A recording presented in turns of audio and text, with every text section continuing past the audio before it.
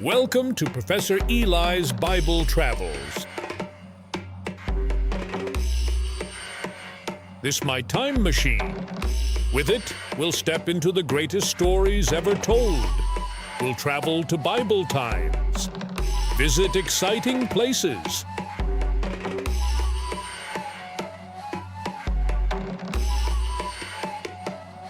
and meet some very interesting people. So, sit back, relax, and enjoy the show. Welcome back, fellow traveler. Lean in close. Do you hear that? The Kronos engine is tuned to a frequency of courage today. It's vibrating with the echoes of a dusty valley called Elah, where a kingdom stood trembling before a shadow that seemed too large to cast. The world often measures power by the height of a wall or the weight of a sword. In the valley of Elah, the Philistines had a giant named Goliath. Let's watch. The sun hung directly overhead, turning the valley of Elah into a furnace. Heat waves shimmered off the cracked earth, distorting the horizon where the two armies faced one another. On the northern ridge, the Israelite soldiers stood in a dense, jagged line. They were not moving, they were not shouting, they were waiting. Every man held his spear with white-knuckled intensity, yet the wood vibrated against their palms. A dry wind whipped through the basin, carrying the scent of parched dust and the metallic tang of fear. Across the canyon, the Philistine camp sat silent, a dark mass of shadows against the southern slope. The Israelites watched that ridge, their eyes darting, searching for the first sign of movement. No one spoke. The silence was heavy, pressing down on them like the weight of the mountain itself. One soldier shifted his weight, his boot crunching loudly against the loose shale, and a dozen heads snapped toward him in a frantic, synchronized motion. They were trapped in this dry basin, caught between the suffocating heat and the looming threat on the opposite side. The air grew still, the ground buckled. A rhythmic, heavy thud vibrated through the shale, shaking the spears from the soldiers' hands. Then, he emerged. Goliath stepped into the light, and the entire northern ridge went blind. His armor caught the sun, reflecting a jagged, blinding glare that forced the Israelites to shield their eyes. He stood nearly 10 feet tall, a walking monolith of iron and muscle that seemed to blot out the sky. He did not rush. He paced the center of the slope, his heavy boots crushing rocks into powder with every stride. He stopped, planted his feet, and threw his head back. A roar erupted from his chest, a sound like grinding stones and tearing metal. He raised his spear, the tip wider than a man's torso, and pointed it directly at the trembling ranks. He laughed, a guttural, wet sound. He stood motionless for a heartbeat, letting the echo of his challenge settle into the dust, waiting for a response. Below the ridge, far from the trembling lines of soldiers, the stream cut a thin, dark line through the dust. David walked toward the water, his pace steady and unhurried. He did not look back at the giant or the broken ranks of the army. He reached the bank and knelt, the dry earth yielding under his weight. The water was cool against his skin, a sharp contrast to the heat. He reached into the shallows, his fingers sifting through the silt until he felt the smooth, rounded surfaces of river stones. He pulled one out, turning it over in his palm, tracing the worn edges with his thumb. He tested its weight, then tucked it into his leather pouch. He repeated the motion, one by one, until 5 stones rested against his hip. He stood up, the movement fluid and precise. He gripped his wooden staff, his knuckles whitening as he tightened his hold. He turned toward the slope, his gaze locking onto the towering figure. The roar of the giant still echoed, but David did not flinch. He stood alone in the basin, his attention narrowed down to the sharp point of his objective. King Saul moved through the ranks, his stride heavy and uneven.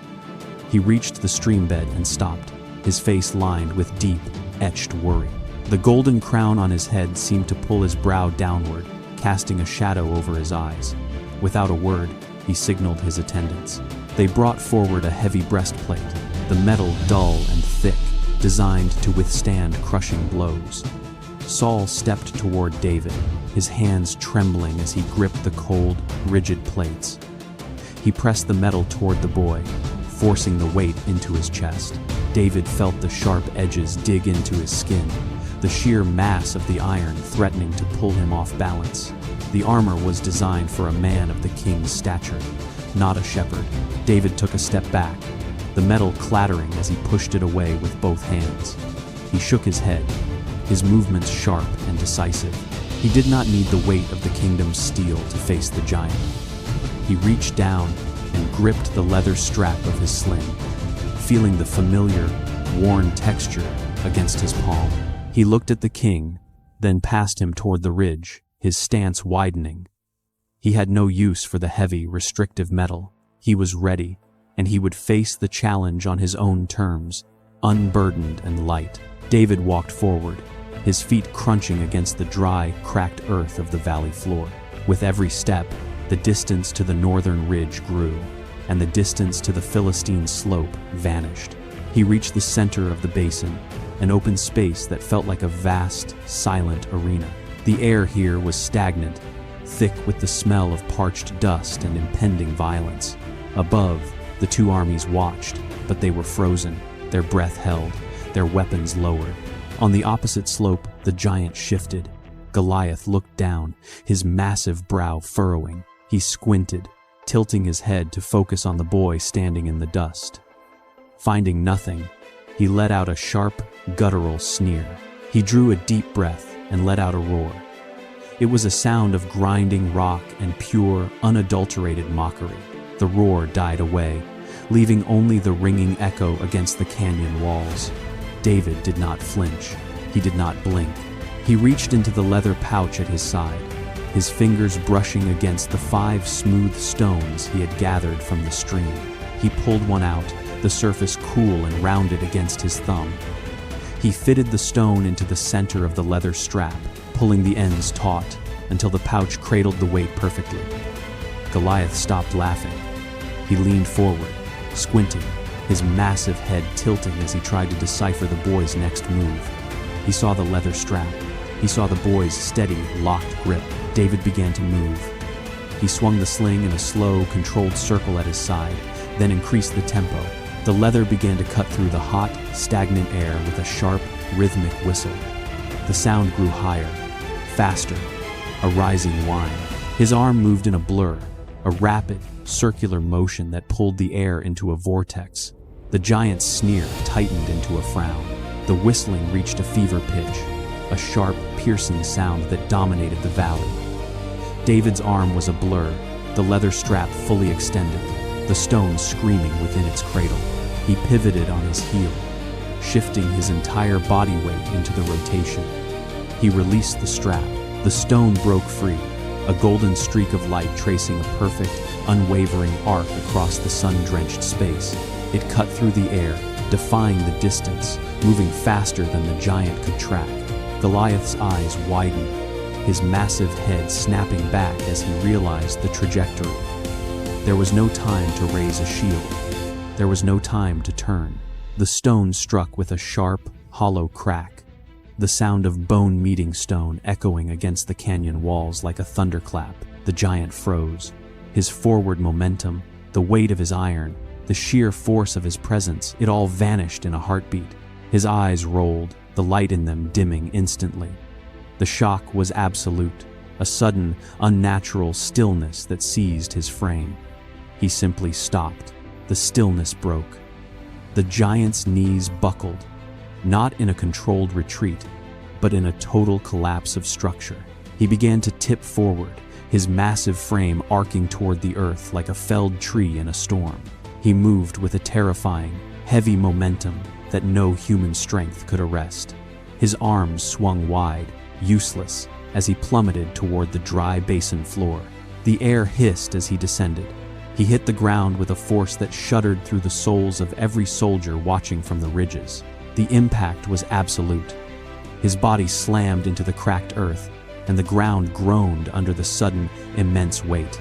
A massive cloud of sand and pulverized rock erupted upward, billowing into the stagnant air like a thick, choking veil. The dust swirled, obscuring the fallen form, rising higher and higher until it caught the harsh glare of the sun. The impossible had occurred. The mountain of iron was gone, replaced by a silent, still mound in the center of the valley floor. The dust cloud thinned, turning from a thick, opaque wall into a fine, golden mist that drifted lazily across the basin. As the particles settled, the valley floor revealed itself once more. The giant lay motionless, a sprawling, silent mass of iron and earth. The silence that followed was not merely an absence of sound. It was a physical weight pressing down on the canyon. On the northern ridge, the Israelite soldiers stood frozen, their spears still held tight, their knuckles white, their breath caught in their throats. Across the valley, the Philistine ranks were equally still, their weapons lowered, their eyes wide and unblinking. No one moved, no one spoke. The wind had died, leaving the air stagnant and heavy. David stood in the center of the arena, his feet planted in the dust. He did not cheer. He did not raise his staff in triumph. He simply stood, his chest rising and falling in a steady, rhythmic cadence. His fingers, still stained with the grit of the earth, relaxed their grip on the leather strap. The sling hung limp at his side, a simple, weathered tool that had just altered the course of history. He looked at the fallen giant, then slowly turned his gaze toward the ridges. The valley, once a place of impending slaughter, felt suddenly vast and empty. He remained there, a small, still point in the center of the basin, as the magnitude of what he had done began to ripple outward. Fellow traveler, we all face giants. Some are made of stone, some are made of doubt, and some are made of fear. But remember this, the size of your giant is an illusion when compared to the depth of God's mercy. Our greatest strength is not found in the armor we wear, but in the faith we carry. When you realize that the Creator of the stars stands behind you, the giants of this world lose their power to make you afraid. Trust not in the sword, but in the love that moved the mountains long before we'd ever arrived.